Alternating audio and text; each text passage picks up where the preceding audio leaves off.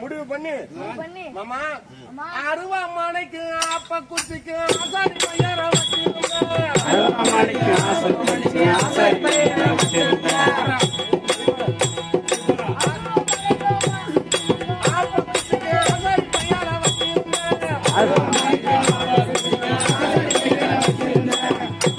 நான் எத்தனை பேரை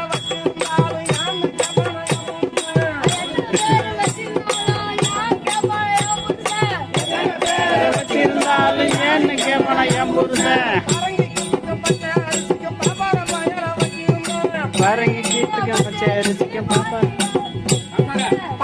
பையனை வச்சிருந்தேன் பாய போட்டு பாய் பார்த்துட்டு போவேன் அடிக்க முடியல.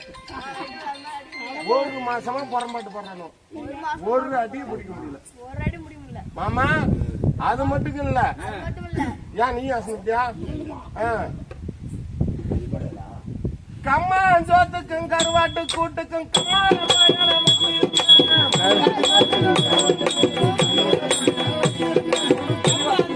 கருவாட்டு குழம்புக்கு கம்மால பையல வச்சிருந்தேன். நான் கம்மால பையல வச்சிருந்தேன். கட்டில் மேல வச்சிருந்தாலும் ஏன்னு கேட்பான் என் புருஷன். பொங்க சோத்துக்கும் தேங்காய் மூடிக்கும் பூசாரி பையல வச்சிருந்தேன். பொங்க சோத்துக்கும் தேங்காய் மூடிக்கும் பூசாரி பையல வச்சிருந்தேன். பூசாரி பையல வச்சிருந்தேன். பூசாரி பையல வச்சிருந்தேன். மாமா மாமா என் வசதிக்கு ஏத்த மாதிரி ஆமா எந்த வேலைக்கு போறனோ அந்த ஆளை பிடிச்சுக்குவேன்.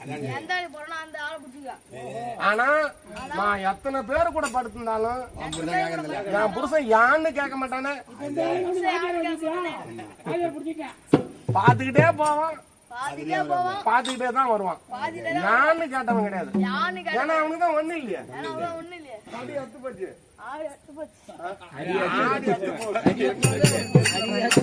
என்னன்னே அவனுக்கு தெரியல. நான் என்ன சொல்றது, அடி அத்து போச்சு.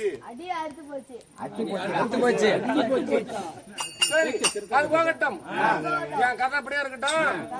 அந்த அம்மா வந்து ரொம்ப நேரமா நிக்கிறாங்க.